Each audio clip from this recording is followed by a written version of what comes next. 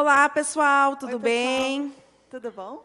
Então, eu e a Patrícia, e a professora Paty, estamos aqui justamente para corrigir a peça, né, do 26º exame da OAB. E aí a gente vai começar a ler o enunciado, justamente para a gente identificar, então, qual é a peça que foi exigida aí pela FGV, tá? Então, vamos ler juntos ali. A Aline é proprietária de uma pequena casa situada na cidade de São Paulo, residindo no imóvel há cerca de 5 anos, em terreno constituído pela acessão e por um pequeno pomar. Pouco antes de iniciar obras no imóvel, Aline precisou fazer uma viagem de emergência para o interior de Minas Gerais, a fim de auxiliar a sua mãe, que se encontrava gravemente doente, com previsão de retornar 2 meses depois a São Paulo. Aline comentou a viagem com vários vizinhos, dentre os quais João Paulo, Nice, Marcos e Alexandre, pedindo que olhassem o imóvel no período. Ao retornar de viagem, Aline encontrou o imóvel ocupado por João Paulo e Nice, que nele ingressaram para fixar moradia, acreditando que Aline não retornaria a São Paulo.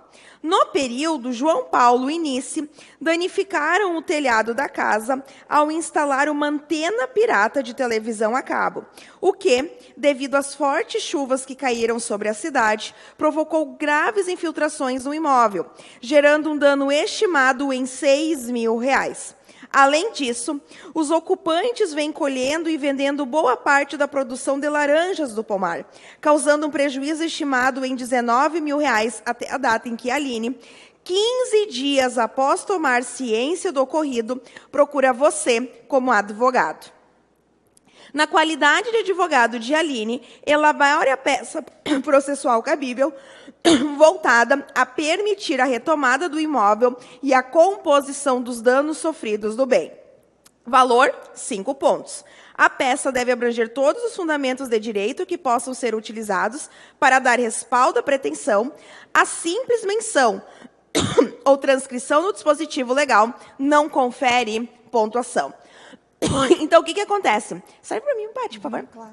Pessoal, então, como que a gente verifica qual é a peça adequada? Respondendo aquelas 3 perguntas que eu sempre faço com vocês. Quem nós estamos defendendo, certo? Qual é o momento processual?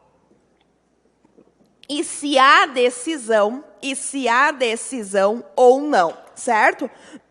Por que eu pergunto se há decisão? Porque se vocês quiserem impugnar uma decisão judicial, aí é recurso, tá?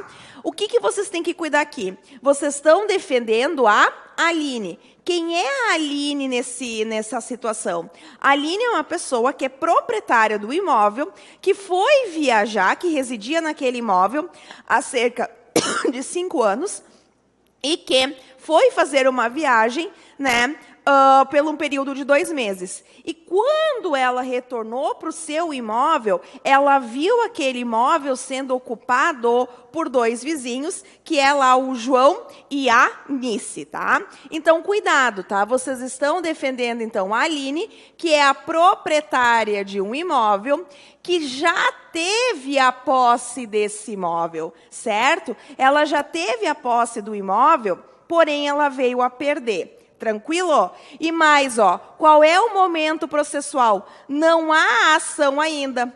Não há ação ainda. Nenhum momento falou em ação ajuizada. Então, vocês vão justamente utilizar de uma ação possessória para, né, resguardar esse direito da Aline, certo? Gente, então essa ação possessória, ela vai ter cabimento tanto no artigo 560 do Código de Processo Civil, 560 do Código de Processo Civil, quanto do artigo 1200 lá do Código Civil, que a professora Patrícia pode explicar um pouquinho. Então, vamos lá. Olá, pessoal, tudo bem? Então, vejam o seguinte, ó, a razão da peça, eu e a professora Tati, a gente está verificando juntas, é porque a ação possessória, ou aliás, a posse possessória, é o instituto que possui previsão tanto no Código Civil quanto no Código de Processo Civil. Claro, o Código Civil nos fala o quê? Nos fala quais são os nossos direitos, nos fala quando que eu tenho posse, me fala com relação a frutos, me fala com relação a perecimento, a perda parcial, me fala quais são, o que eu tenho direito se algo assim acontecer. Além de também no Código Civil verificar as circunstâncias de posse de boa-fé e posse de má-fé, que é fundamental para essa peça. E, claro, também numa consequência, como que eu exerço o direito, no caso, porque minha posse não foi resguardada. Aí é o processo civil. Então, há alguns institutos que são mistos, são civis, são materiais e também são processuais. Um outro exemplo, que também é assim, né, Tati, é a consignação em pagamento, que tem também no Código Civil, aliás, hipótese, etc., mas a forma, o procedimento está, obviamente, no CPC. Então, vejam só, alguns artigos importantes aqui a tratar, que, inclusive, eram fundamento para a pontuação. Inicia no 1210, certo? O 1210 do Código Civil agora, que é exatamente o artigo nosso que nos fala sobre ali as ações possessórias. Nos fala que se por acaso o possuidor sofrer, vocês sabem isso, um esbulho, ele vai, a perda de posse, poderá ajuizar a sua reintegração, esbulho, perda, reintegração, incômodo, moléstia, turbação, vai ajuizar a manutenção de posse, ameaça vai ajuizar, no caso, o interdito proibitório, 1210 do Código Civil, certo? Aí vejam só, alguns outros artigos que são pertinentes para a nossa peça. O fundamental deles aí é o artigo 1201, que nos fala com relação à posse de boa-fé ou posse de má-fé. Então, aqui, essa partezinha aqui, também do Código Civil, ela nos traz uma definição que depois é usada por muitos e muitos artigos aí, e com consequências diversas, se a pessoa for possuidora de boa ou possuidora de má fé. Então, o que a gente tem que pensar para que a gente consiga entender os artigos, que são os exemplos que eu dou nas minhas aulas? A gente tem que pensar o seguinte, eu tenho, de repente, uma pessoa aqui, a Ana, vamos pensar assim, a Ana está lá naquele lugar dela, um terreno, um imóvel, vamos pensar uma chácara, assim, que são os exemplos dos livros. Chega o João e ajuiza uma ação contra a Ana, dizendo o seguinte, este imóvel é meu, tem que sair deste lugar. Vejam só, e a Ana, pessoal, vai ter que sair realmente imóvel, o juiz verifica que é do João. Isso aqui seria uma ação reivindicatória. Isso aqui não é a peça, isso aqui é para compreender a boa e a má fé, certo? Então, o João ajuizou uma ação contra a Ana e a Ana vai ter que sair, certo? Eu tenho vários artigos que vão me dizer quais seriam as consequências se, por acaso, a Ana estiver de boa ou de má fé, com relação a benfeitorias, com relação a frutos, com relação a perecimento, com relação à perda parcial, com relação a várias circunstâncias. Então, vejam só, a boa-fé, artigo 1201, significa que a pessoa não sabia, a boa-fé, ela não sabia ou não tinha condições de saber, no caso, que este bem não era dela. Como que não sabia, Patrícia? Como que a Ana não sabia? Não sabia, tinha um contratinho de gaveta, uma doação, sei lá, de quem ela achava que era dela, esse bem do fundo do coração dela, quando, na verdade, não era. Tanto não era que o João ganhou a ação. Mas naquele estado mental da Ana, se deu a entender que ela era, então, possuidora de boa-fé, porque boa-fé é não sabia ou não tinha condições de saber. E já, obviamente, o contrário, a posse de má-fé, a pessoa invadiu, a pessoa sabe que não é dela, que é exatamente o caso da peça, eu sei que isso aqui não é meu, eu vou lá e tomo conta, vou tentar me apossar, aliás, se apossa do bem, no caso, então isso eu tenho ciência que não é meu, a má-fé vai estar, portanto, configurada, certo? E estando essas pessoas de má fé, tu vai ter várias consequências, inclusive com relação ali a frutos, não é? A perecimento, etc., que daqui a pouquinho eu comento, né, Tati? Então, tá. Perfeito. E acho que, pessoal, uma questão importante de mencionar também. E uma questão importante aqui de mencionar também, né? Perfeito, eu falei 1210 do Código Civil e 560 do Código de Processo Civil. Pessoal, uma questão importante que fez muita gente errar quando caiu essa peça no 16º exame foi por quê? Porque mencionou que a linha é proprietária. E pensaram, propriedade do imóvel, eu vou ingressar com uma reivindicatória. Gente, por que ação possessória? Porque ação possessória vocês vão utilizar quando o possuidor, seja o direto ou indireto, ele já estava na posse, certo? Ele não pretende, com a ação possessória, realizar o seu direito à posse, por exemplo, como acontece na ação de emissão da posse, certo? Aqui, o enunciado foi claro. A Aline, apesar de ser proprietária, tá? Ela já estava residindo no imóvel há cerca de 5 anos. Porém, ela foi fazer uma viagem de 2 meses lá para visitar sua mãe e mandou os vizinhos cuidarem do imóvel, certo? Quando ela retornou, simplesmente ela veio a perder a posse. Então, não é porque é proprietário que eu não vou poder ingressar com a ação possessória. Tranquilo? O que caracteriza as ações possessórias, gente, é justamente tu estar na posse e tu estar sendo turbado, né, ou ameaçado, ou, né, o que aconteceu? Tu já teve a posse e veio a perder a posse. Tranquilo, gente? Então, não é porque tu é proprietário que tu não vai poder ingressar com a ação possessória.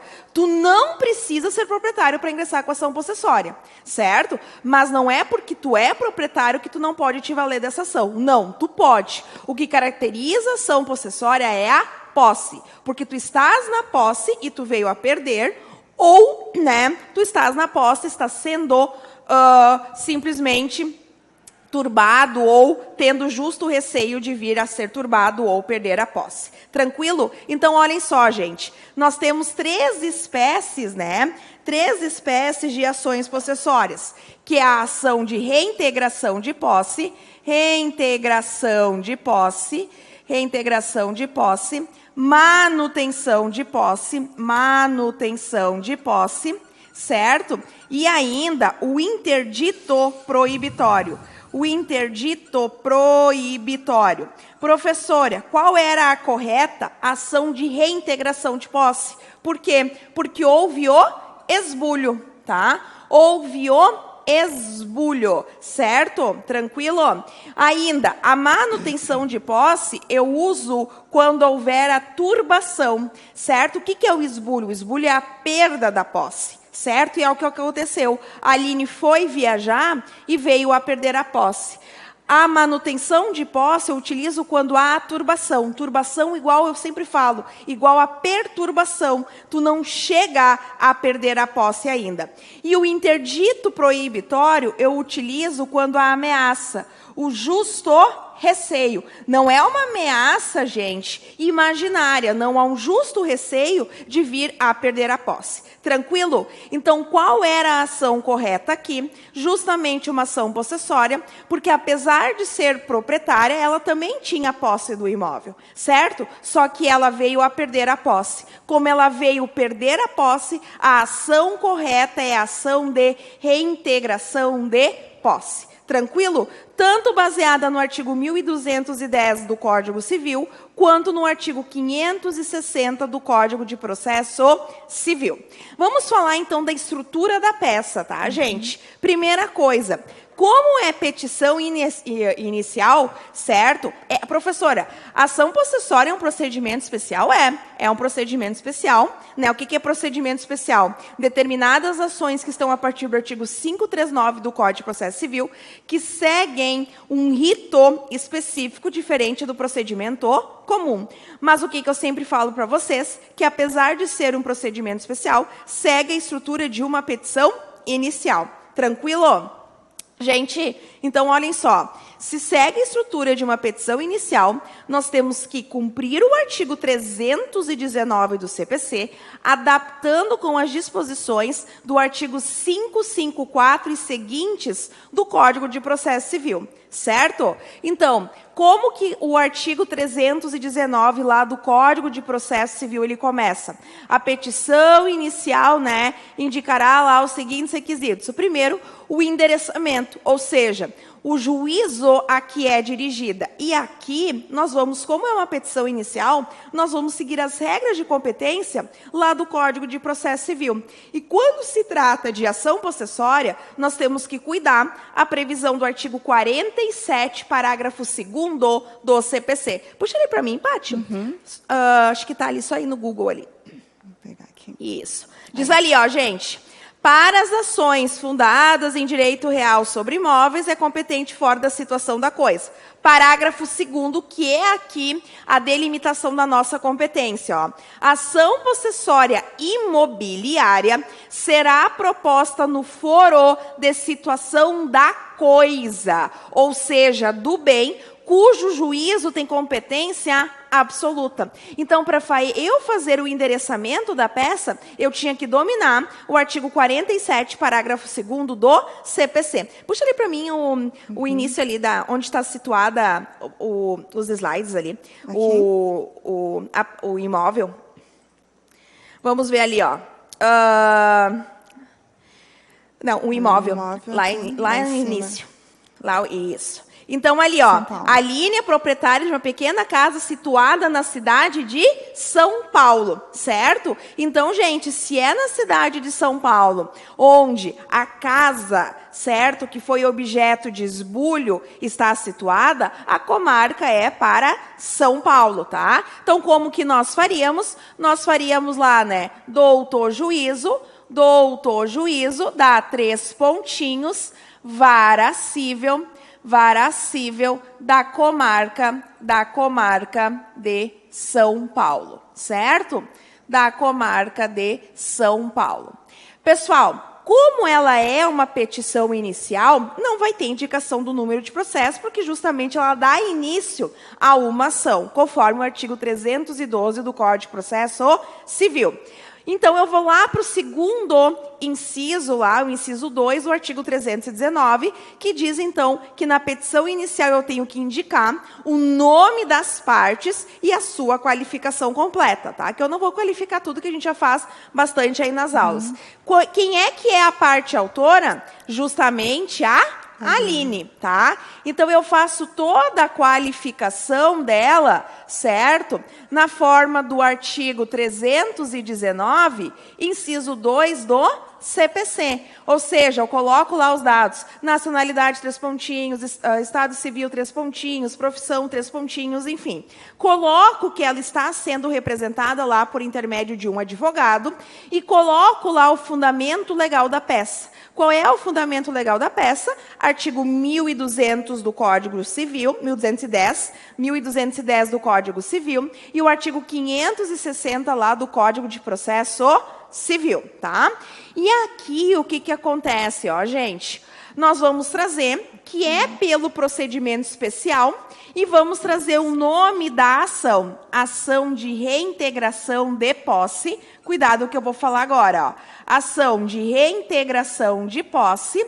Ô, Paty, tu pode fazer um favor? Claro. Pode puxar o 558 do CPC? Claro. Ação de reintegração de posse com pedido liminar. Professora, por que aqui a FGV pediu, né, que se tratava de procedimento especial? Porque, olhem só, as ações possessórias, elas podem ser por força nova, tá? Por força nova, ou por força velha, ou por força velha, conforme o artigo 558 do CPC. Como assim, professora? Se essa ação possessória ela for intentada dentro de 1 ano e 1 dia, tá? O que acontece? Ela vai ser uma ação possessória por força nova, seguindo o procedimento especial do Código, a partir do artigo 554 do CPC.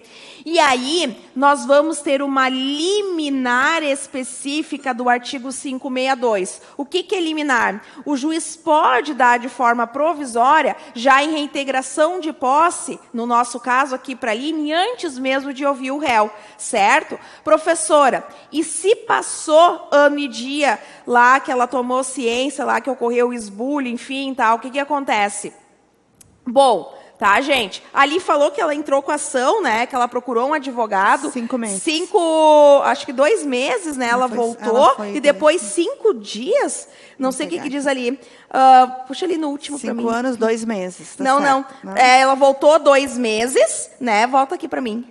E aí, ó, a Aline, 15 dias após tomar ciência desse esbulho, né, ela procurou você como advogado para ingressar com a ação. Então, olhem só, 2 meses ela viajou, ela voltou, 15 dias logo depois que ela tomou ciência, ela procurou você, ou seja, fazendo a conta, 2 meses e 15 dias. Então, era uma ação por força nova, certo? Não tinha como ser ação por força velha. Por quê? Porque se passou ano e dia, gente, tá? O que acontece? Aí perde esse caráter especial, esse procedimento especial, continua sendo ação possessória, só que aí vocês não vão ter a liminar do artigo 562. Vocês vão ter que se utilizar das tutelas provisórias lá do artigo 294 e seguintes do CPC. Tranquilo? Tá? Então, por isso, ação de reintegração de posse com pedido liminar e um procedimento especial.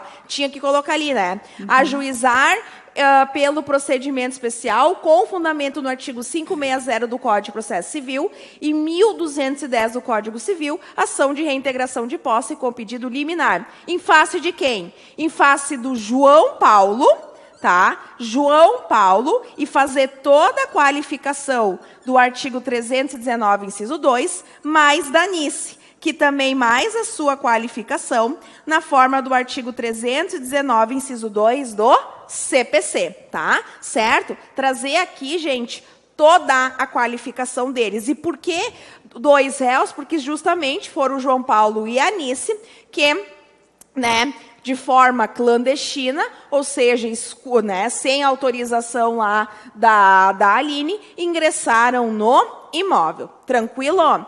Gente, então ali, ó, seguindo a estrutura de uma petição inicial, nós iríamos para os fatos, né? E aí, eu sempre falo para vocês, os fatos, vocês não podem inventar nada, né? Os fatos, vocês não podem inventar nada. Vocês vão colocar ali, conforme o enunciado, chamando a Aline de autora e João Paulo, né, e Anice como réus. Tranquilo? Depois eu mostro como fica aí a estrutura da petição inicial. E aí, gente, depois dos fatos, né, vem justamente a fundamentação, tá? A fundamentação jurídica. Antes de passar para a Patrícia, o que eu quero destacar, né? Que a FGV cobrou o prazo, né? Tá? Então, ali, ó, dos fatos, 2. Dos fundamentos jurídicos. Dos fundamentos jurídicos, tá? Dos fundamentos jurídicos. Uma coisa que ela cobrou, né? Certo? Do procedimento, né? Do procedimento especial, né? Do procedimento especial, ou ali do prazo, tinha que demonstrar que a ação, conforme o artigo 558 do CPC, ela foi intentada dentro de ano e dia ali, da contar do esbulho. Puxa ali para mim o 558. Então, olhem ali comigo, ó, gente, o 558. Ó. Regem o procedimento de manutenção e reintegração de posse, as normas da seção 2 deste capítulo, quando a ação for proposta dentro de ano e dia da turbação ou do esbulho afirmado na petição inicial. Então, tinha que demonstrar, tá? Tinha que demonstrar ali, a FGV cobrou na fundamentação jurídica, tá, pessoal? Que essa ação estava sendo intentada dentro de ano e dia. Tinha que demonstrar também, né, tanto faz a ordem, tá, pessoal, do cabimento, né, do cabimento da ação possessória. Por que o cabimento da ação possessória? Justamente, pessoal, tem que demonstrar, né, que a Aline, ela proprietária, a Aline autora, né, era proprietária do imóvel, mas ela estava na posse. Ela estava, puxa para mim o 561, Paty. Ela estava na posse, tá, do imóvel já há 5 anos. Tá? E o artigo 561 vai falar lá, ó, do CPC, incumbe ao autor provar a sua posse. Tá? Então, tem que demonstrar que ela, autora, tinha posse lá do imóvel, apesar de proprietária, há 5 anos, certo? E ainda, o que o 561 vai falar? Que tinha que demonstrar que houve a turbação ou esbulho praticado pelo réu. Neste caso, o esbulho, porque houve a perda da posse. E ainda a data da turbação ou do esbulho, justamente para quê? para verificar se trata de uma ação por força nova, seguindo o procedimento especial do CPC, ou ação por força velha, certo? E ainda o inciso 4 fala lá que tem que demonstrar a continuação da posse, no caso da turbação, porque a turbação tu não perde a posse, ou, né, a perda da posse no caso da ação de reintegração. Aqui a Aline perdeu a posse, os vizinhos invadiram. Tranquilo? Paty, quer falar mais um pouquinho do fundamento jurídico? Sim, vamos lá. Deixa eu colocar aqui. Pode colocar para nós aqui, Jonathan, ali, ó. Obrigada. Então, ali, ó, pessoal, aqui a gente está com a estruturação, portanto, da peça, com a distribuição de pontos, não é?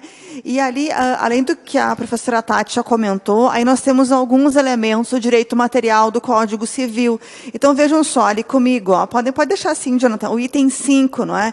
Direito à reintegração na posse, em razão da posse de má-fé dos réus. Isso é muito importante, isso é um elemento que determina as consequências com relação a alguns tipos de tópicos, como eu comentei, de frutos, benfeitorias, etc. Então, isso tem que ser mencionado, que eles estavam de má-fé. Esse palavreado boa má-fé, assim, está junto com o Instituto de Posse o tempo todo, um divisor de águas, boa-fé para a esquerda, má-fé para a direita. Então, tinha que mencionar isso, valia 0,40 comentar com relação a isso, e também fundamentar no artigo 1201, que é o artigo nosso, que a gente tinha comentado, que fala exatamente com relação a quem é o possuidor de boa-fé, e a contrário senso, quem seria, então, o possuidor de má-fé? Porque o Código Civil, nesses artigos aí, há vários artigos assim, ele entendeu por bem só colocar um lado. O que é o possuidor de boa-fé? Está aqui. O que é a posse justa? Está aqui. Tá, mas o que é a posse injusta? Eu tenho que pensar, não está ali no Código Civil, exatamente o contrário. Então, 1201 me fala do possuidor de boa-fé, mas em contrário senso também serve para o possuidor de má-fé, que era ali o ponto da fundamentação. E aqui eles, de uma forma simpática, tem vários ous aqui, não é? Então, também fiquem sempre tranquilos com relação a isso, porque não coloquei, de repente, o 1210. Tá, mas colocou aqui o artigo nosso de fundamentação da nossa reintegração de posse do CPC. Tá, beleza, porque tem um ou ali, não tem que ser os dois. Posso colocar os dois? Pode, não é? Mas se eu coloquei um deles, já tem a pontuação integral. Falo isso porque, nesse caso da posse, que fala posse injusta, não é? Aliás, posse de má-fé, também poderia colocar que a posse é uma posse injusta, porque tem um ou, não é? Então, o que é a posse injusta? Injusta é aquela posse que tem, no caso, uma circunstância violenta, precária ou clandestina. Também está ali em classificação de posse. Também poderia colocar dessa forma. E depois, sem, né, grandes delongas ali, pode colocar, Jonathan, para nós ali, obrigada. Outras duas pontuações nos levaram ao direito material, ao Código Civil, número 6 e número 7. O 6 nos fala com relação à indenização que se pode pedir, não é? Artigo 1218 do Código Civil, fundamento isso aí, por causa dos danos que eles causaram no bem, que ali a peça, o enunciado nos fala, e depois com relação à perda dos frutos, não é? Que você tem ali também, e de acordo com 1216 do Código Civil. Então, juntando isso aí, né, dá uma pontuação bem assim, né, considerável, não é, levando em conta artigos do Código Civil. Mas vocês não iam esquecer, porque nas nossas aulas nós falamos quando nós temos institutos mistos, civil e processo, consignação, posse, não é?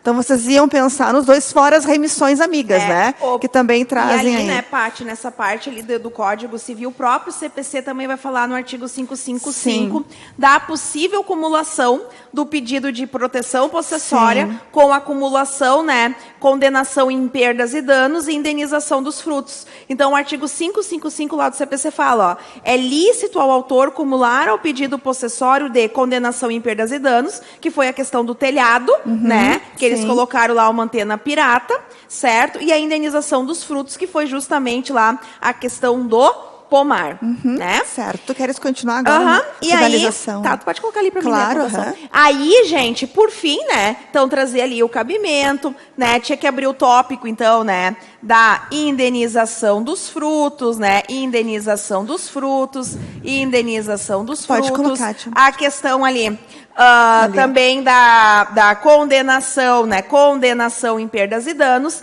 E tinha que abrir também o tópico específico da liminar, com base ali no artigo 562. Eu sempre gosto que vocês abram depois os fundamentos jurídicos, mas se abrir dentro dos fundamentos jurídicos não tem problema, tá? Liminar específica do artigo 562. Terminou a fundamentação jurídica, pessoal? Nós vamos lá para os pedidos, tá? Então, o que teria lá nos pedidos, tá?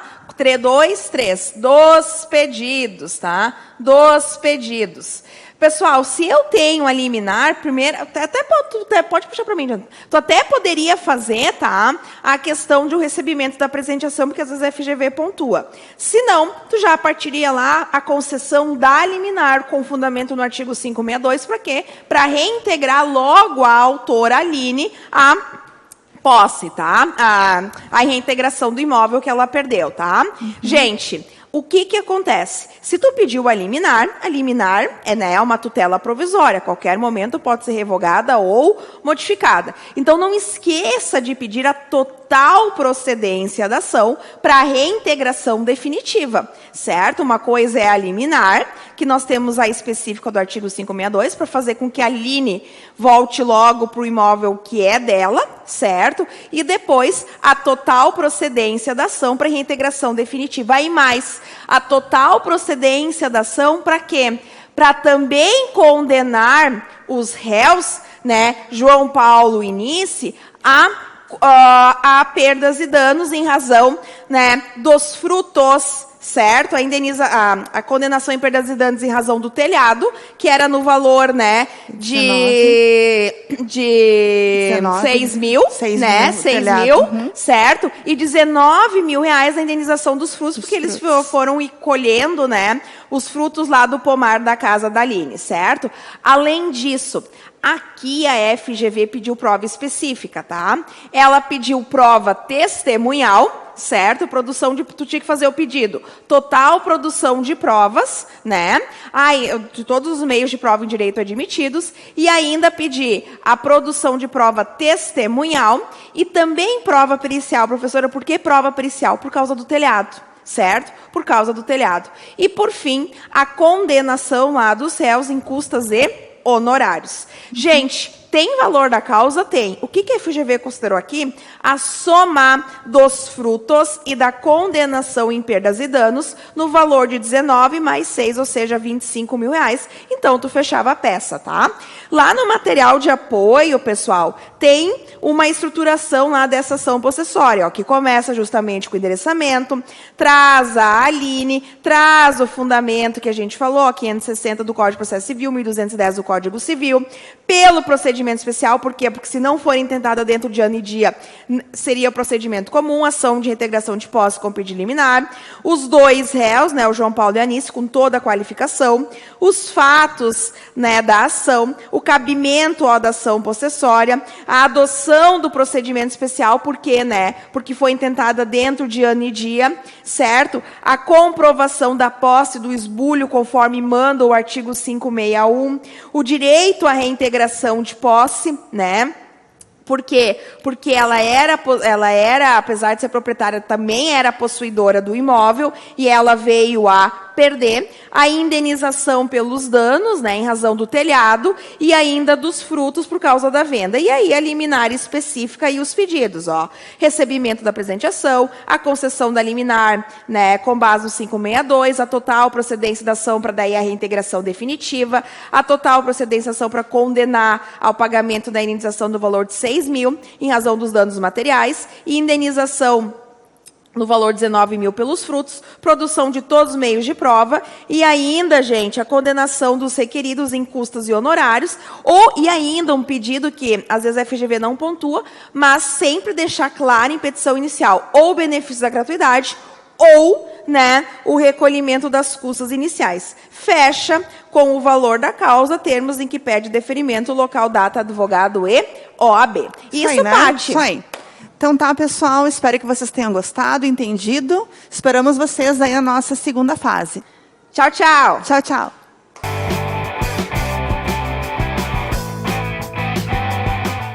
Bom dia, boa tarde, boa noite, boa madrugada. Olha só, uma dupla de dois hoje para responder questões de segunda fase. Bem-vindos, meu nome é Leonardo Fetter e... Eu sou a Vere, gente. Hoje nós estamos resolvendo questões das provas anteriores e vamos resolver agora uma questão da segunda fase de Direito Civil do exame 26. Então, o Matheus mostra para vocês, diz assim, Jonas, médico dermatologista, e eu já vou destacando alguns aspectos que são bem importantes para nós resolvermos. Normalmente, a banca coloca dessa forma, o profissional, né, o nome dele, para deixar bem claro que é um profissional liberal. Ele é médico dermatologista e atende seus pacientes em um consultório particular. Então, deixou bem certinho ali, pessoa natural, profissional liberal, porque atende num consultório particular. Ana Maria, após se consultar com Jonas, passou a utilizar uma pomada indicada para o tratamento de micoses, prescrita pelo médico.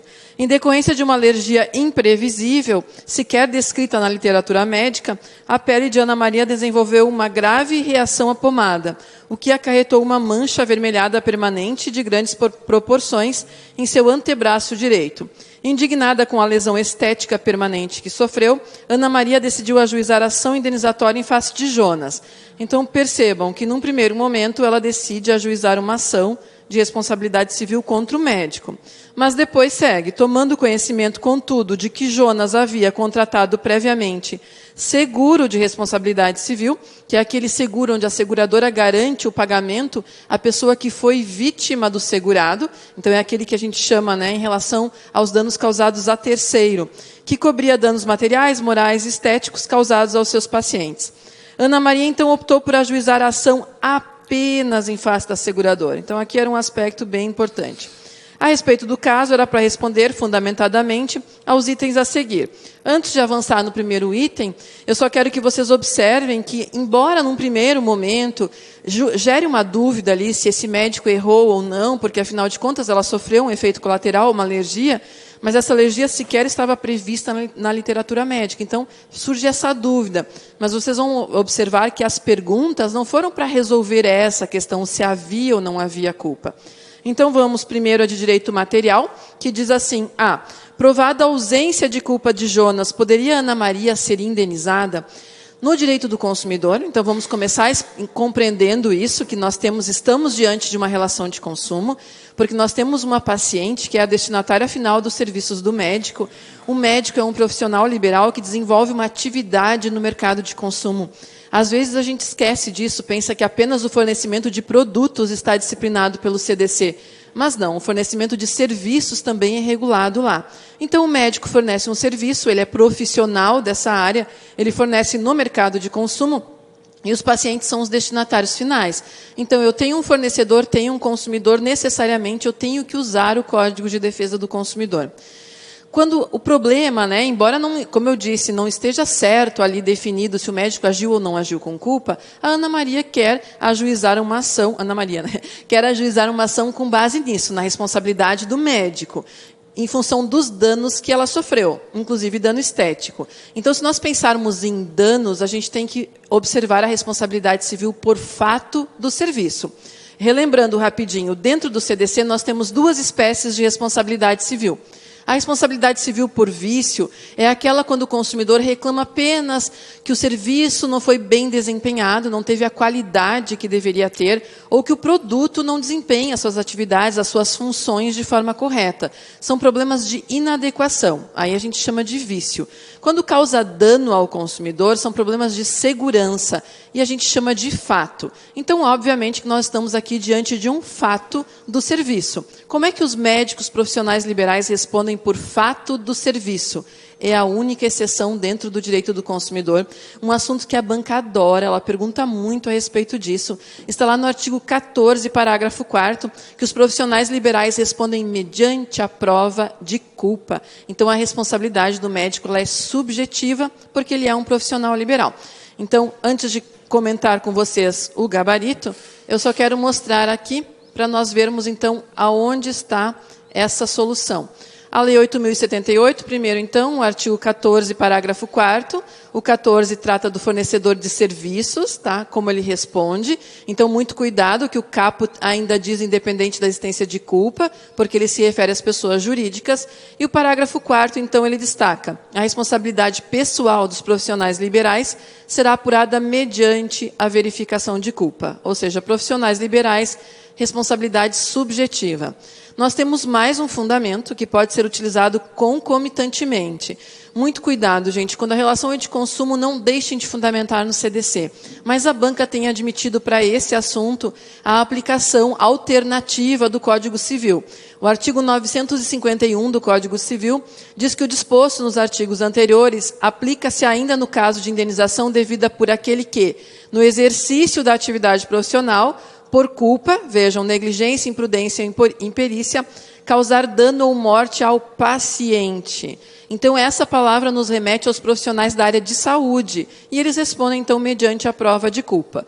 Assim, tanto no Código de Defesa do Consumidor como no Código Civil, nós temos aí a responsabilidade subjetiva do médico. Por isso, a resposta, então, ficou assim: não, a responsabilidade dos profissionais liberais é subjetiva e, portanto, depende da demonstração de culpa do causador do dano, conforme artigo 951 do CC. Vejam que a banca pontua de forma alternativa, ou artigo 14, parágrafo 4º do CDC. Então, provada a ausência de culpa, então a resposta começa com não, né? Ana Maria não seria indenizada. Agora, então, nós temos uma pergunta processual que o professor Fetter resolve com vocês.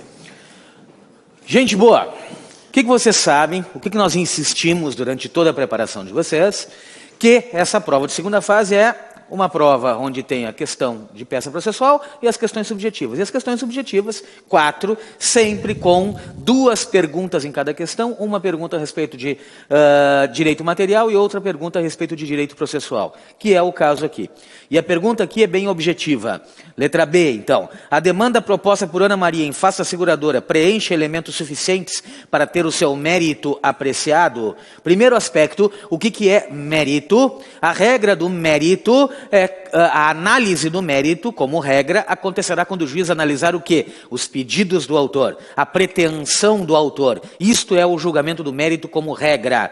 Querem um indicativo disso? Artigo 487, inciso 1 do CPC.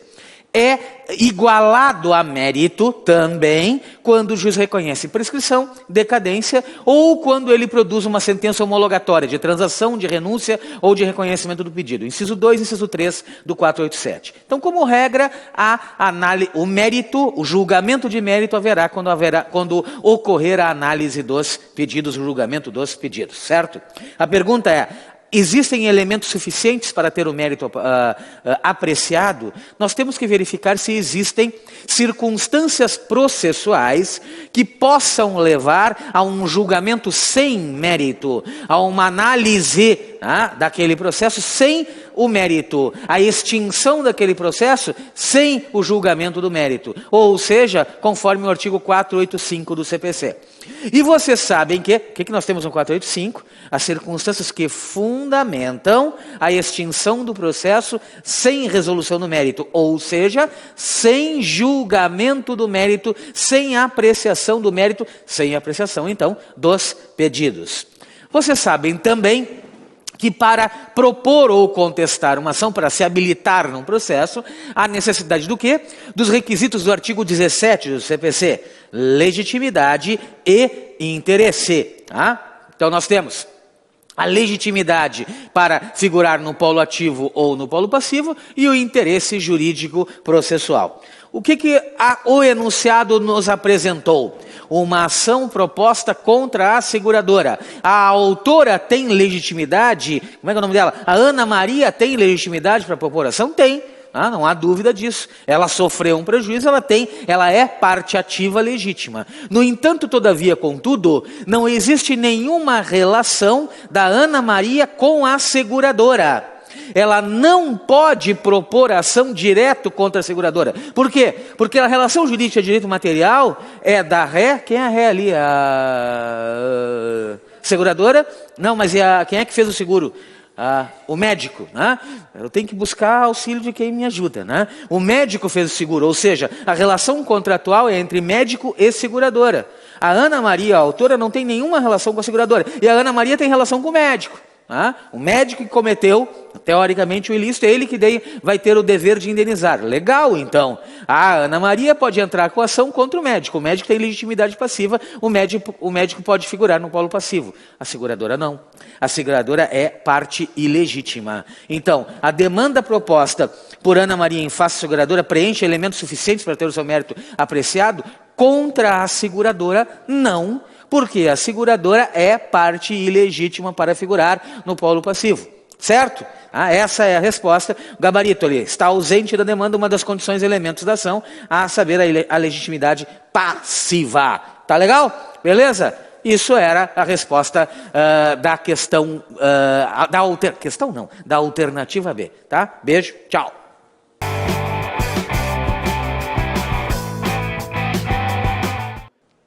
Vamos lá, o enunciado da questão fala o seguinte: a sociedade empresária Fictícia Produções Limitada vendeu um imóvel de sua propriedade à Diversão Produções Artísticas Limitada, que passou a funcionar no local.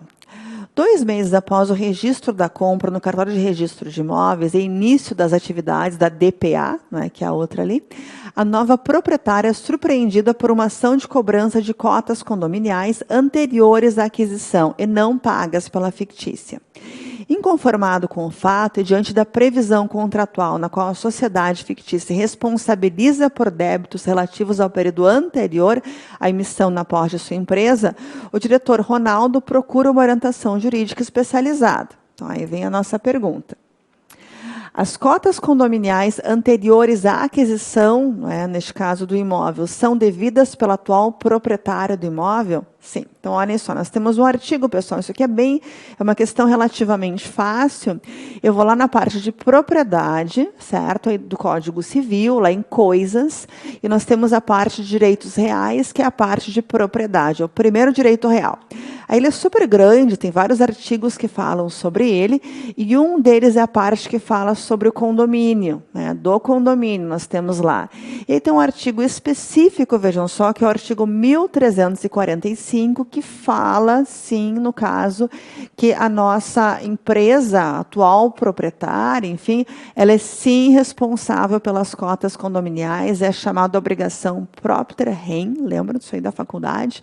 Que é aquele tipo de obrigação que se adere à coisa, não é? Então, eu estou comprando a coisa, então, como consequência, aquelas obrigações que estão nela, que são inerentes a ela, vão, neste caso, passar para mim também. Deixa eu mostrar o artigo para vocês, que eu acho que essa é uma questão realmente mais simples, né? 1345, vamos só um pouco para cima aqui, que a gente já encontra.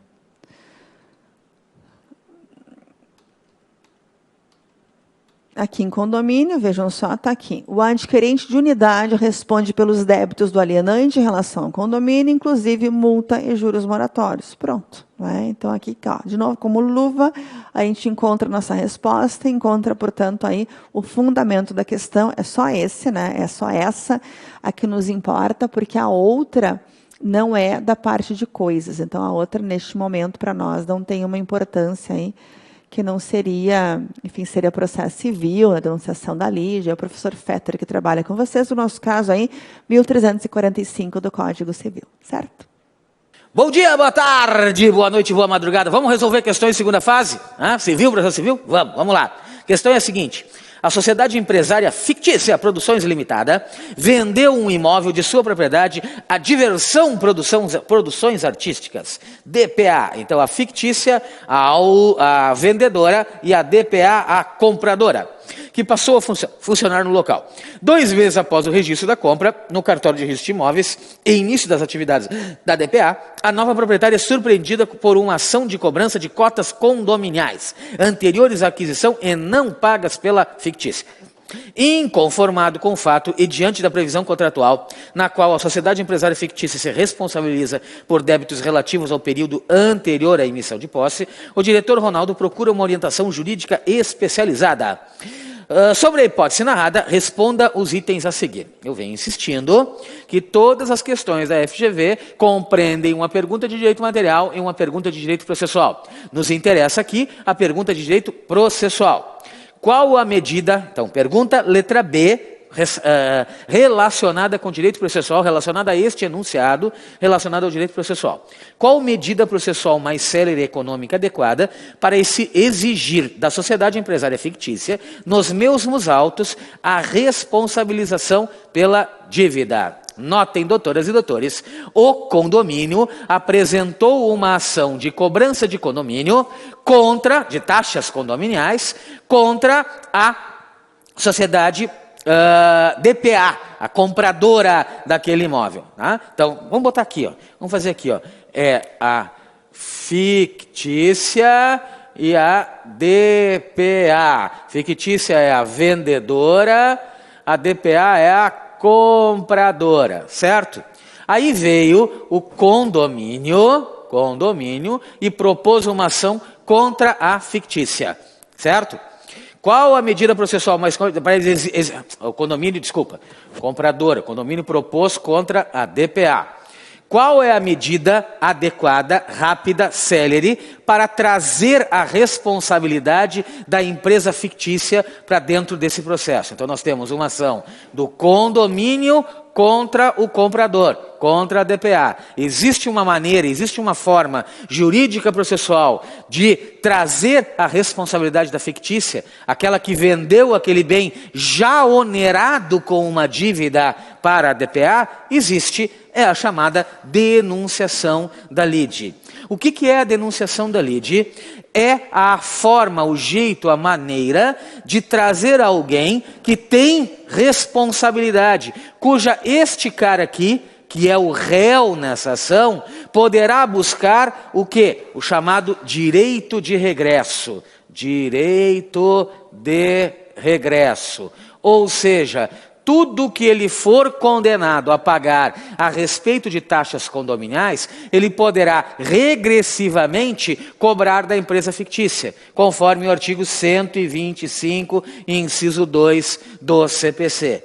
Então, existe possibilidade aqui da chamada intervenção de terceiros, a fim de buscar, que seja reconhecido pelo magistrado, que a DPA tem o direito de regresso contra a fictícia. Então, é possível o condomínio cobrar da DPA? Sim, é possível.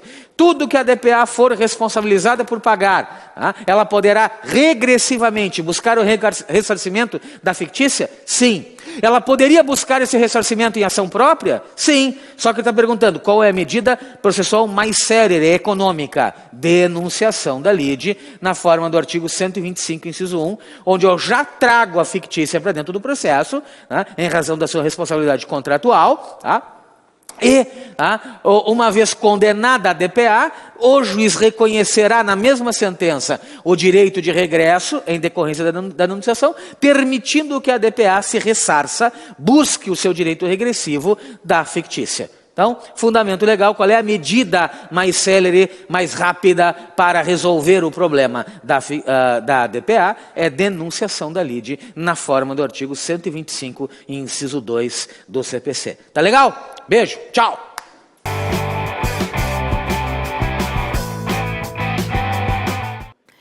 Bom, temos ainda a correção, certo? Do 26º exame, tá?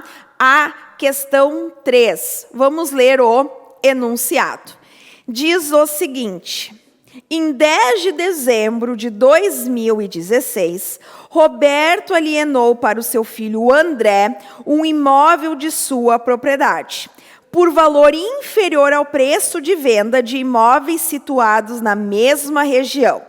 José, que também é filho de Roberto e não consentiu com a venda, ajuizou a ação em 11 de dezembro de 2017, com o objetivo de anular o contrato de compra e venda celebrado entre seu pai e André.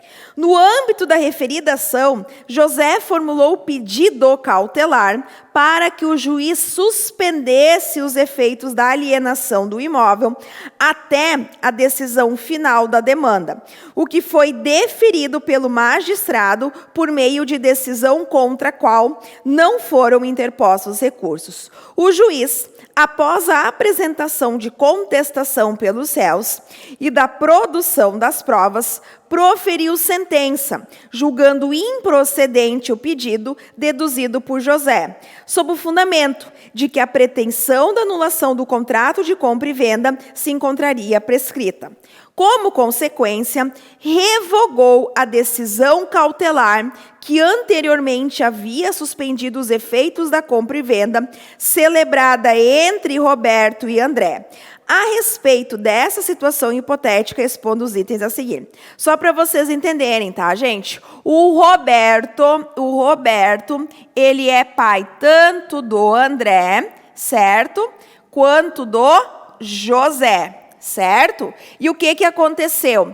O Roberto, então, ele vendeu um imóvel justamente para um dos filhos, ou seja, para o André, tá? Em um valor inferior ao preço de venda, certo? E José, que também é filho de Roberto, ele não autorizou essa venda, ele não consentiu, certo?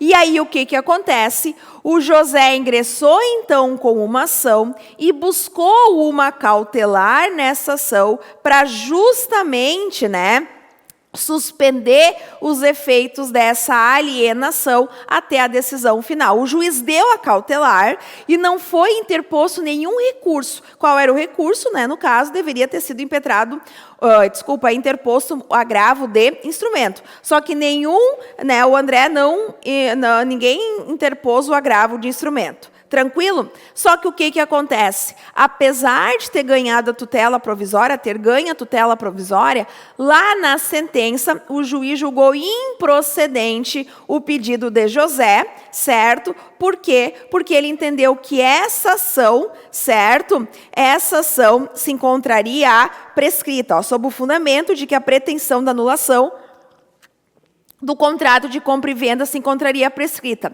Em consequência disso, por ter julgado improcedente, ele revogou. Lá na sentença, aquela tutela cautelar que foi concedida anteriormente, tá? Então, em razão dessa situação de fato, vamos ver quais são as perguntas, tá? A letra A perguntava o seguinte, caso resolva apelar da sentença, como José poderá obter de forma imediata novamente a suspensão dos efeitos da compra e venda? Quais os requisitos para tanto? Olhem só. A apelação, ela é o recurso que tem efeito suspensivo automático, tá? Certo? Eu consigo, com a apelação, suspender a decisão da qual eu estou recorrendo. E a apelação eu não preciso fazer de regra, a apelação com pedido de efeito suspensivo. Por quê? Porque, de regra, a apelação tem, conforme o caput do artigo 1012, efeito suspensivo. Então, a decisão do juiz está suspensa, certo? Até o julgamento da apelação. Só que o que acontece? Nas hipóteses do parágrafo 1º do artigo 1012, é quando a apelação não terá efeito suspensivo automático, tá? Então, é exceção à regra. A regra é que a apelação tem efeito suspensivo. Só que nas hipóteses do parágrafo 1º do artigo 1012, a apelação não tem esse efeito suspensivo automático. E uma das hipóteses, conforme o inciso 5 do parágrafo 1º, é justamente quando o juiz, lá na sentença, confirmar, conceder ou revogar uma tutela provisória. E foi o que aconteceu ali no caso concreto. O juiz julgou improcedente essa ação movida por José e ele revogou lá na sentença aquela tutela cautelar que ele havia concedido anteriormente. Em razão disso, tá? Em razão disso, o que acontece? Por mais que o José apele dessa sentença, neste caso, a apelação não vai ter efeito suspensivo automático, tá? Olhem ali o artigo 1012, parágrafo 1º, ó. A apelação terá efeito suspensivo. Nas hipóteses do parágrafo 1º, incisos, né? E no nosso exemplo aqui do caso, né? O inciso 5 é quando a apelação não tem o efeito suspensivo automático, tá? Então diz ali, ó, além de outras hipóteses previstas em lei, começa a produzir os efeitos imediatamente após a sua publicação, a sentença que homologa a divisão e demarcação de terras, condena a pagar alimentos, extingue sem resolução do mérito ou julga improcedente os embargos executados, julga procedente o pedido de instituição de arbitragem, confirma, concede ou revoga a tutela provisória e decreta a interdição. Então, neste caso, a apelação não tem efeito suspensivo automático. O que acontece? Como que ele poderia conseguir a suspensão? Posso conseguir? Posso, por mais que a apelação não tenha efeito suspensivo automático. Para tanto, eu tenho que observar o parágrafo 3º e 4º do artigo 1012.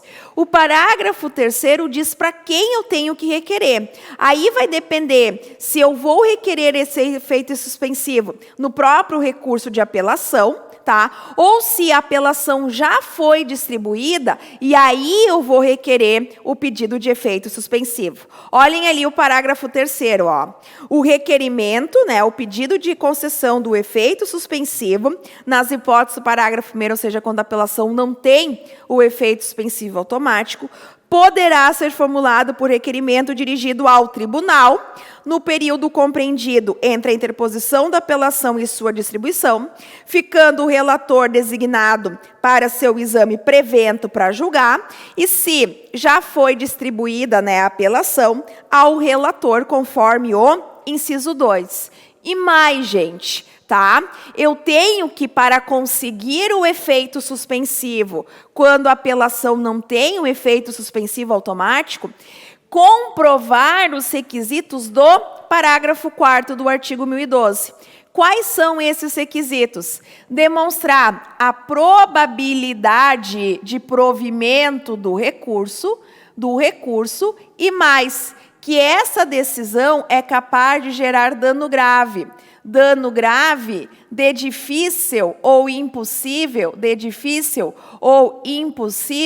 reparação, certo? Então, neste caso, já que eu tenho que requerer o efeito suspensivo, eu tenho que demonstrar esses requisitos previstos no parágrafo 4º, tá? Olhem ali, ó.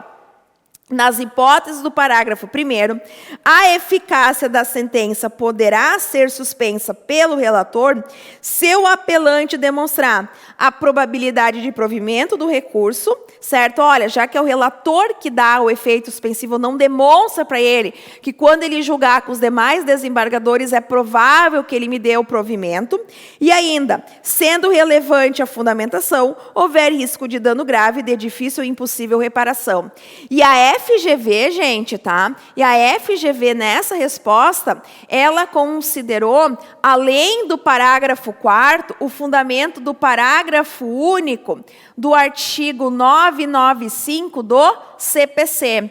O que acontece? O artigo 995 do CPC se aplica a qualquer recurso, tá? O que ele vai falar lá, ó? Que os recursos, eles não tem efeito suspensivo. A exceção aqui, né, é a apelação, que de regra ela tem efeito suspensivo automático.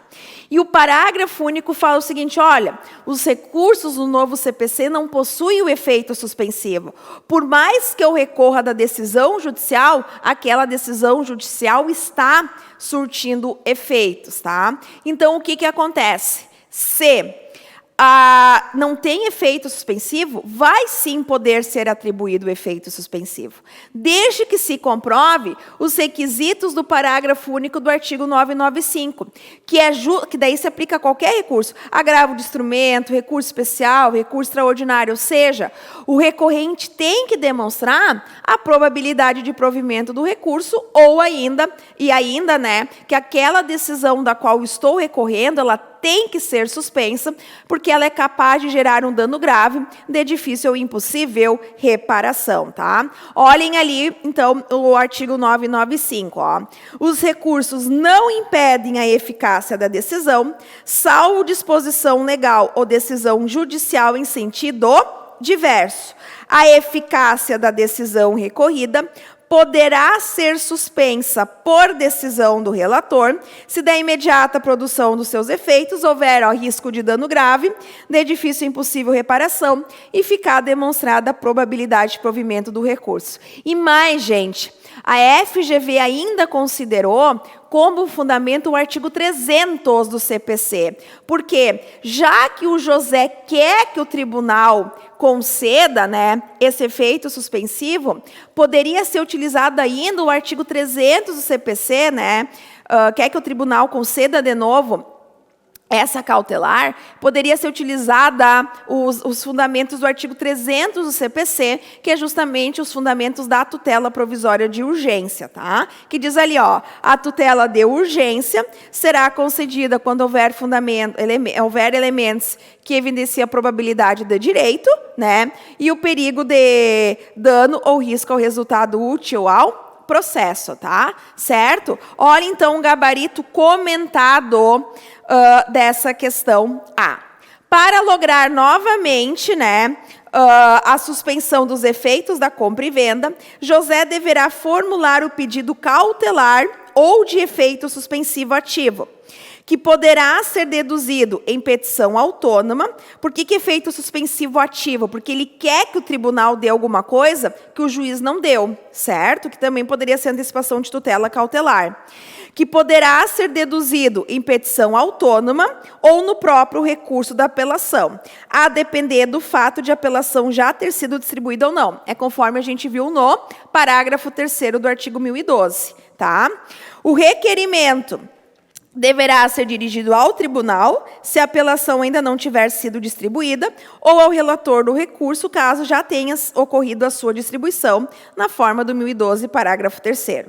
Para tanto, José deverá demonstrar ao relator ou ao tribunal a probabilidade de provimento do recurso, ou, sendo relevante a fundamentação, a existência de risco de dano grave ou de difícil reparação, consoante artigo 1012, parágrafo 4º, 995, parágrafo único, e ainda o artigo 300, todos do Código de Processo Civil, certo? E aí tinha a letra B, tá? Vamos só ler a letra B, que pergunta o seguinte: qual é o fundamento da ação ajuizada por José para obter a anulação da compra e venda? Esclareça essa sentença proferida pelo juiz de primeira instância que reconheceu a prescrição da pretensão está correta. Bom, gente, daí isso aqui não é minha matéria é com vocês, né? É justamente recursos e procedimentos especiais. Isso aqui é coisa que vocês veem, né? Provavelmente com a professora Maite, tá? Certo? Ou com a Patrícia, né? Que envolve compra e venda, mas não é minha matéria, por isso eu não vou invadir conteúdo de outro professor. Vamos ver ali no gabarito definitivo como foi pontuado, então, a letra A dessa questão. Então, José deverá formular o pedido de cautelar, ou efeito suspensivo ativo, ou de antecipação de tutela recursal, porque ele quer que o tribunal dê alguma coisa que o juiz não deu, certo? Considerando que a apelação não tem o efeito suspensivo automático, nos termos do 1012, parágrafo 1º, inciso 5, desculpa, do CPC, porque é quando revoga a tutela provisória. Ou ainda, José deverá demonstrar a probabilidade de provimento do recurso, ou sendo relevante a fundamentação, a existência de risco de dano grave ou difícil reparação, nos termos do 1012, parágrafo 4º, ou 995, parágrafo único, ou 300. Certo? Então, isso foi o que foi cobrado pela FGV nessa questão, né? E aí, a letra B, conforme eu já falei para vocês, né? Não é minha matéria, tá, pessoal? Então, eu não vou adentrar em questão, né? Que justamente não é o meu conteúdo, certo?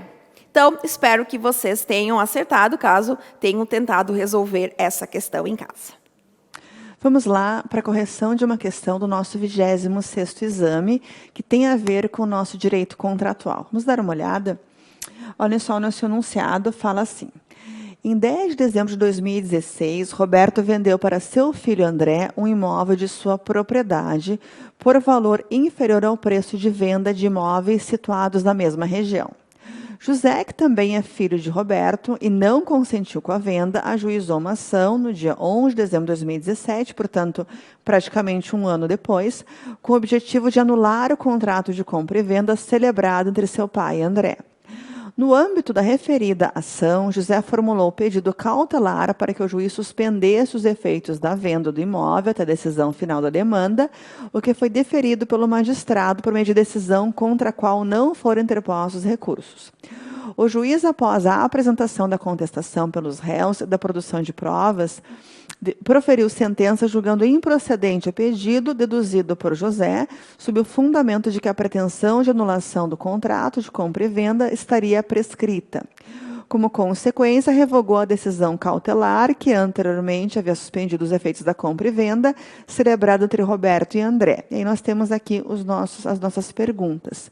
Então, olhem só, como de costume, vamos colocar aqui quem é quem da questão. Então, Roberto é o pai, André é o filho.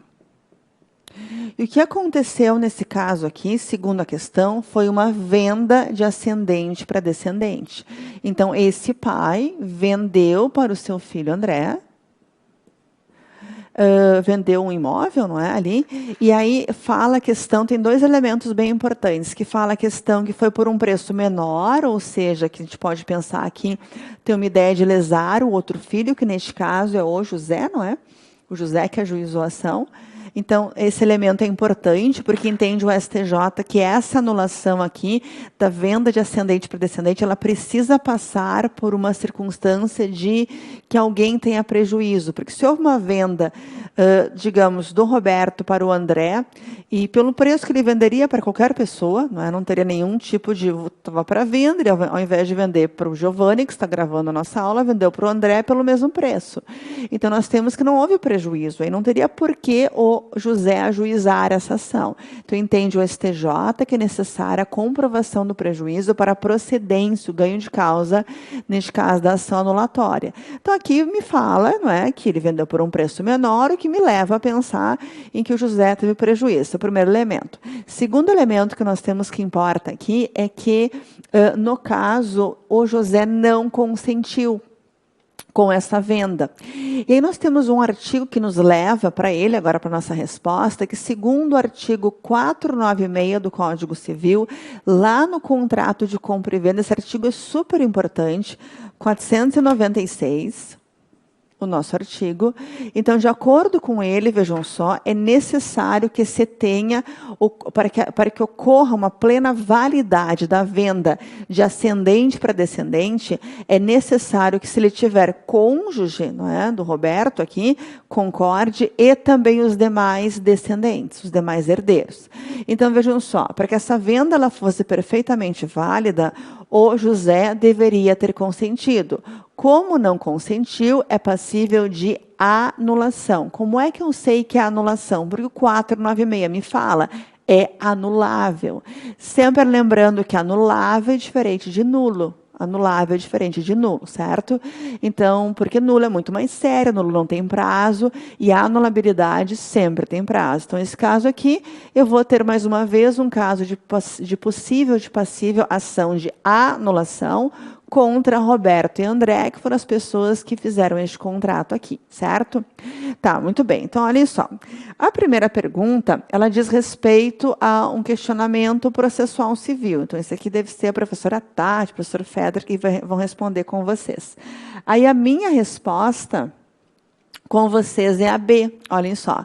Qual que é o fundamento da ação ajuizada por José para obter a anulação da compra e venda? Não é? Então, essa é a primeira pergunta. Depois, esclareça a sentença proferida pelo juiz de primeira instância que reconheceu a prescrição da pretensão e está correta.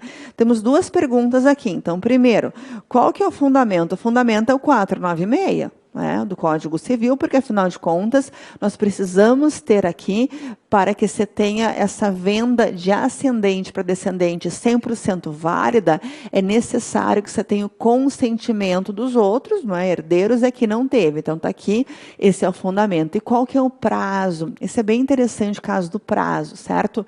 Nós temos uma súmula, aliás, não temos mais, essa súmula não tem aplicação, 494, STF, não me recordo a súmula, certo? Que falava no passado, antes da Constituição, que o prazo era um prazo de 20 anos, certo? Isso não existe mais, não temos mais prazo de 20 anos. O prazo nosso que a gente vai lidar, não é? O prazo que eu falo nas minhas aulas, sempre, para esse caso aqui, é o prazo do artigo 179, é um prazo de 2 anos, certo? Artigo 179... é um prazo, inclusive, que não é de prescrição, é um prazo decadencial. Então, olha só o que nós temos lá no artigo 179, que se enquadra perfeitamente, que ele fala assim, quando a lei disser que algo é anulável, porque, vejam, repito, anulável sempre tem prazo, sempre. Então, quando a lei disser que algo é anulável, eu vou procurar o prazo nos artigos, a maioria dos artigos vão me dar prazo. Eu vou no 496, eu vou dar uma olhada aos arredores, e esse caso não tem. Porque, ainda que a maioria dos artigos, quando é algo anulável, me deem prazo, esse não me dá. Então, eu vou procurar ao redor, onde é que está o prazo? Cadê o prazo do 496? Que, se é anulável, eu preciso ter prazo. Então, quem me responde é a parte geral. O que me fala a parte geral? Que o prazo é um prazo de 2 anos, porque quando a lei não me dá prazo, mas fala que algo é anulável, eu vou usar esse artigo ali, que é artigo super importante, que nos fala de prazo, mais uma vez, não é? Um prazo geral para várias situações. Que prazo que eu vou ter? 2 anos, certo? Então, é essa a resposta. 496, juntamente com o artigo 179, para que eu pudesse acertar e ter a pontuação integral, no caso da pergunta B, que é a nossa relativa aqui aos nossos contratos, certo?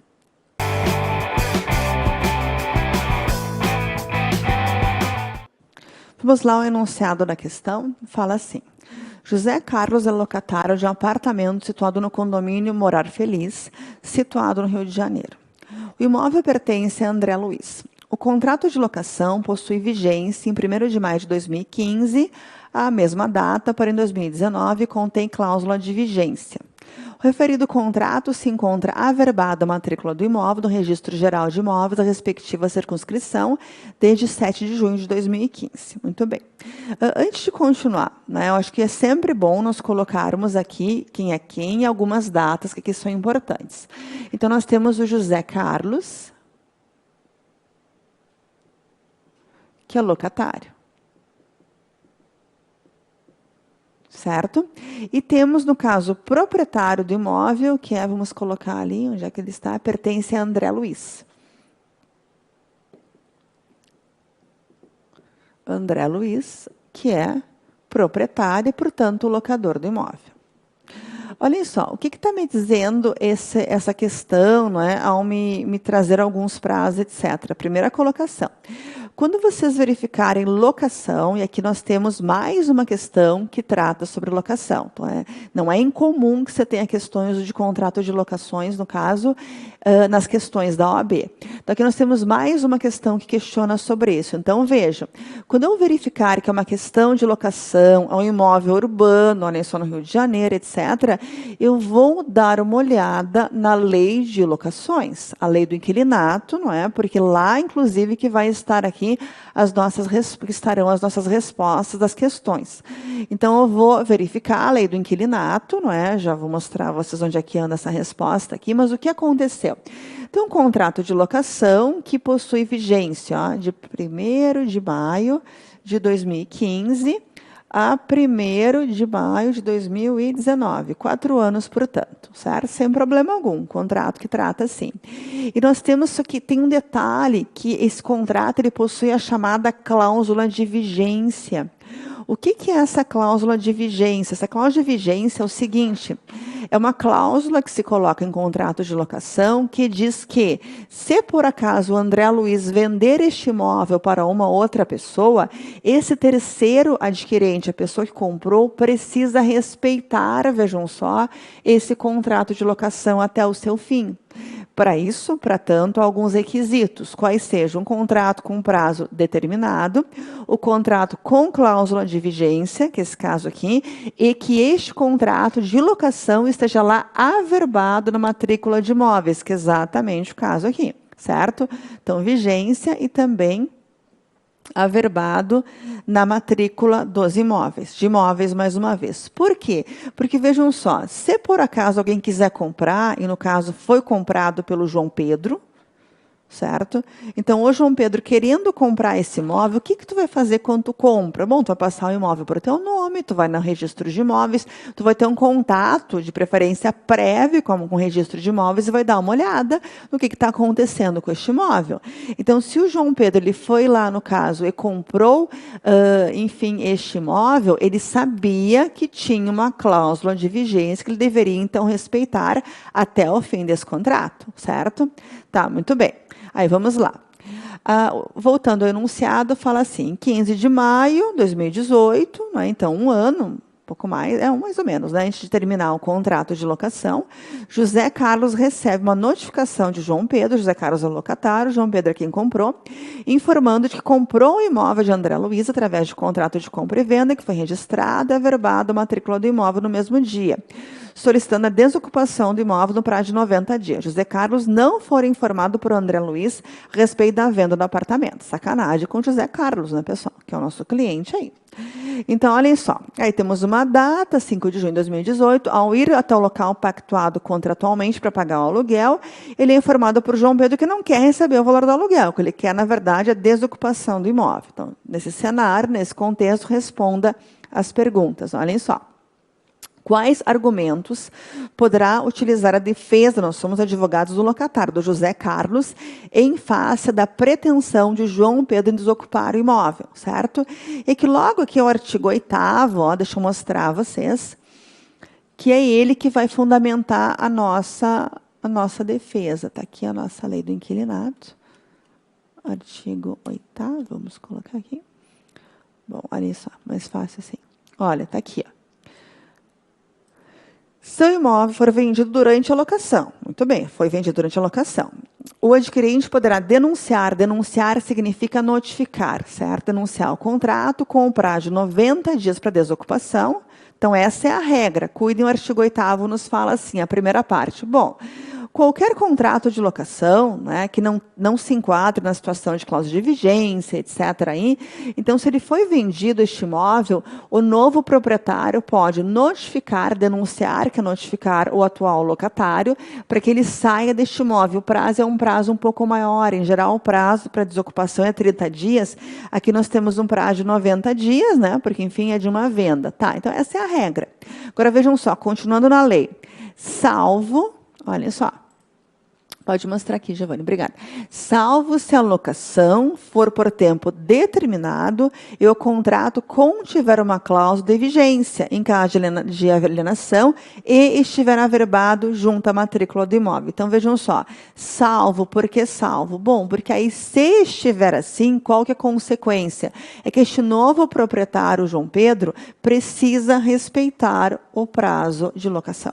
Essa é a ideia, né? A vigência é vigência mesmo sendo vendido. Então, aqui não adianta denunciar, fazer nada, João Pedro, porque tu precisa respeitar o prazo de 90 dias, certo? Perdão, o prazo de vigência, não de 90 dias. Então, vejam só, vamos verificar como que a FGV tratou isso aqui. Então, olhem só. José Carlos poderá sustentar que a locação possui prazo determinado, sim, cláusula de vigência e se encontra averbado, que são os requisitos necessários, certo? Dessa forma, João Pedro não pode validamente denunciar, notificar o contrato de locação na forma do artigo 8º, caput da lei, certo? Então, essa é uma alegação. Outra alegação que também foi trazida nessa questão foi a seguinte, que a denúncia, não é, que não podia denunciar porque tem que respeitar o contrato, tem que esperar terminar. Mas aí, voltando para o enunciado, deixa eu voltar aqui para ele, certo? Está aqui, ó. Ele comprou o imóvel, no caso aqui, em 30 de janeiro, não é? 30 de janeiro, e em 15 de maio houve a denúncia, ou seja, vamos arredondar para 4 meses e meio, mais ou menos, aí, entre a compra deste imóvel pelo João Pedro e a notificação do João Pedro para, no caso, José Carlos. Então, nós temos um prazo muito extenso. Então, além disso mesmo, vejam só, não dá para denunciar, mas se desse para denunciar, tem um prazo que esse novo proprietário, no caso, tem, que é um prazo de 90 dias, que também está na lei. Eu vou voltar para a lei, mas é o parágrafo 2º, certo? Prevê ali que, ó, quando for o caso, em poder denunciar. Esse caso não dá para denunciar.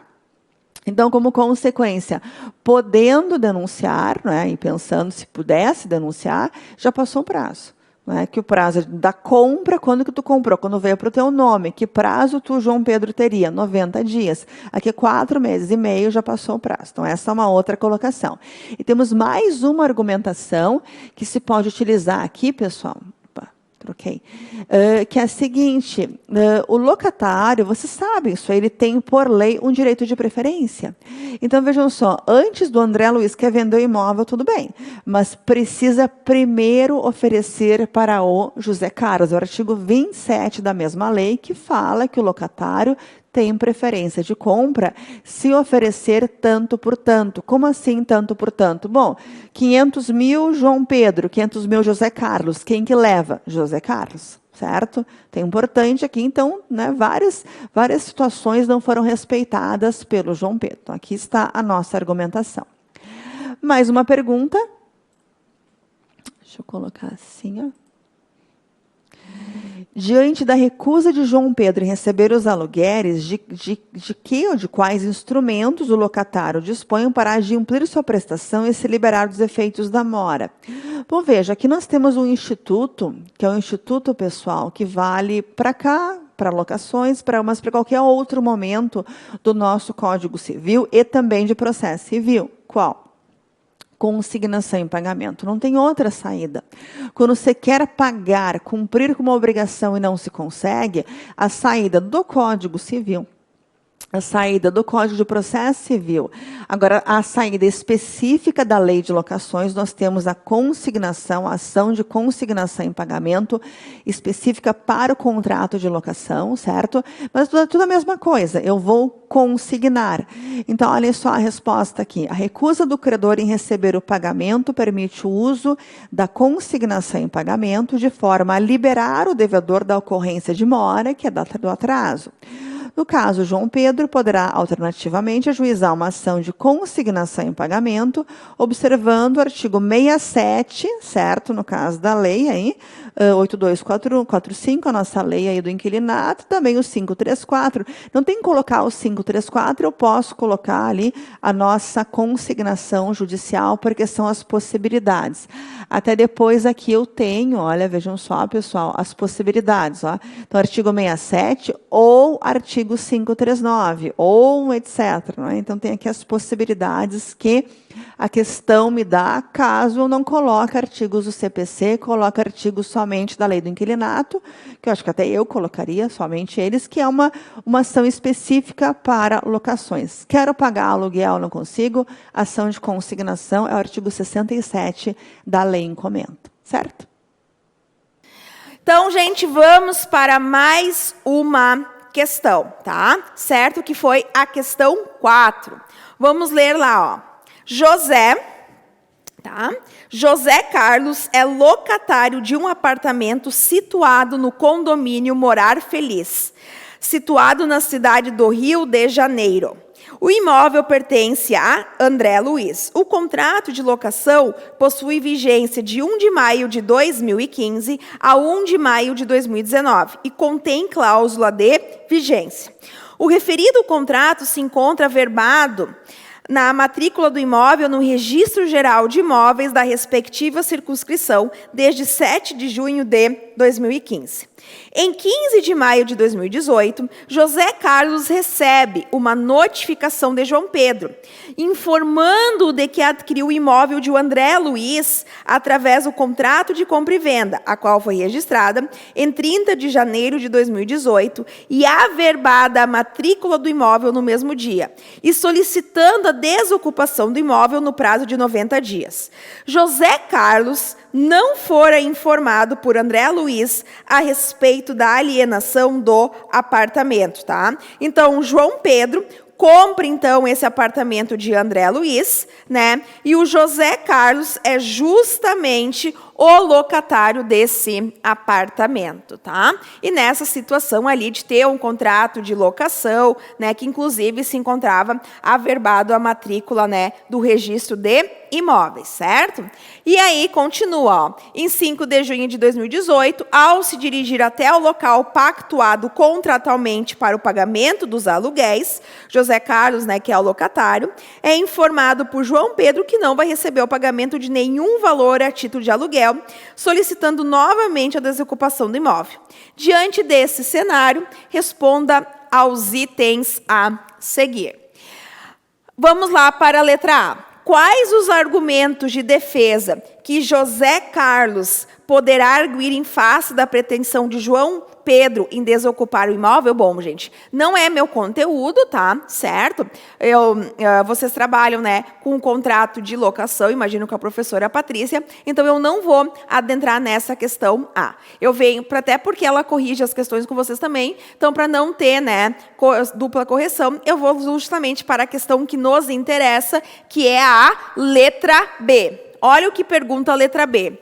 Diante da recusa de João Pedro em receber os aluguéis, de que quais instrumentos o locatário dispõe para adimplir a sua prestação e se exonerar dos efeitos da mora?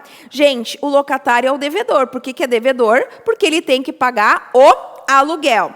Se o credor não quer receber, qual é o meio judicial que o locatário pode se utilizar? Justamente da consignação, né? Justamente da consignação em pagamento, certo? Então, se o devedor, o locatário, quer pagar e o credor está se recusando em receber, o meio que ele tem é justamente a consignação em pagamento. E aí, gente, o artigo 67 da Lei de Locações prevê essa consignação em pagamento, né, de forma específica quando envolver contrato de locação. E no CPC, nós temos também a previsão no artigo 539 do CPC. O artigo 334 do Código Civil também fala, né, que quando justamente o devedor quer cumprir a obrigação, né, ele pode se utilizar da consignação em pagamento para extinguir a obrigação, certo? Então, o que acontece? Previsão lá no artigo 334 do Código Civil, certo? A consignação em pagamento, né, no caso da locação, tem também previsão lá no artigo 67 da Lei de Locações. E cuidado, olhem só o que a FGV queria aqui também. Como aluguel é quantia em dinheiro, poderia ainda se valer da consignação extrajudicial. O que é a consignação extrajudicial? É quando o devedor ele vai até o estabelecimento bancário oficial no local do pagamento, ou seja, deposita em um banco a quantia devida. A consignação extrajudicial é quando eu não ingressei ainda com a ação. É um procedimento que eu faço em estabelecimento bancário oficial no local do pagamento, tá, gente? E somente pode fazer quando a obrigação é de quantia em dinheiro.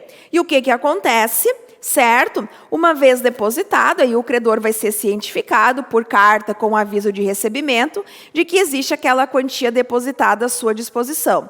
Aí o credor vai ter duas possibilidades, né? Na verdade, 3. Se ele concordar com o valor, ele vai lá e pega o valor no banco, o devedor está liberado da obrigação. Se o credor ficar inerte, o problema é dele, tá? Ele vai ter o prazo de 10 dias a contar do retorno do AR para quê? Para recusar de forma expressa. Se o credor, né, ficar inerte e não recusar de forma expressa no prazo de 10 dias, também o problema é dele, porque o devedor considera-se liberado da obrigação. Agora, se o credor recusar de forma expressa no prazo de 10 dias a contar do retorno do AR, aí o devedor não está liberado da obrigação. Aí o devedor, se quer contar como a data do depósito, aquele depósito que ele fez lá no banco, ele vai ter que ingressar com ação de consignação em pagamento no prazo de 1 mês, tá? Então, olha ali o gabarito comentado. O que a FGV queria? Ó? A recusa do credor em receber o pagamento permite o uso da consignação em pagamento de forma a exonerar o devedor da ocorrência de mora. No caso, João Pedro, né, que é o credor, que é o devedor, né, que é o locatário, poderá alternativamente ajuizar a ação de consignação em pagamento, observando o disposto no artigo 67 da Lei 8245 de 91, né, a Lei das Locações, e no artigo 539 do CPC, ou ainda realizar a consignação extrajudicial em pagamento, por se tratar de obrigação em dinheiro, na forma do 539, parágrafo 1º do CPC. Olhem ali ó, o procedimento extrajudicial que eu estava falando para vocês. Nos casos previstos em lei, poderá o devedor ou o terceiro requerer, com efeito de pagamento, a consignação da quantia ou coisa devida.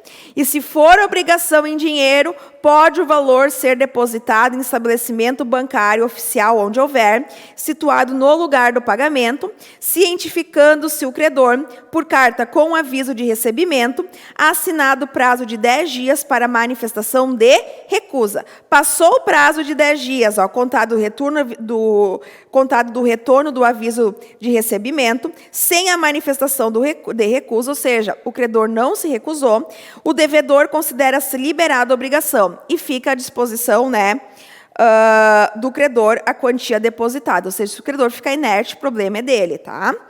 Agora, se ocorrer a recusa manifestada por escrito ao estabelecimento bancário, poderá ser proposta dentro de 1 mês ação de consignação, instruindo a petição inicial com comprovante do depósito e da recusa. Se não ingressar com ação nesse mês, nesse prazo de 1 mês, fica sem efeito o depósito, tá? Pode ingressar com uma ação, mas aí o devedor vai ter que requerer novamente o depósito. Vamos ver a pontuação que foi atribuída pela FGV, ó, tá? O que nos interessa é a B, né? João Pedro dispõe da consignação em pagamento, valendo 0,25, podendo optar pela via judicial, observado o disposto no artigo 67 da Lei 8245 ou 539 do CPC. Bem como realizar a consignação extrajudicial por se tratar de obrigação em dinheiro, na forma do 539, parágrafo 1º. Espero que vocês tenham acertado, certo, gente?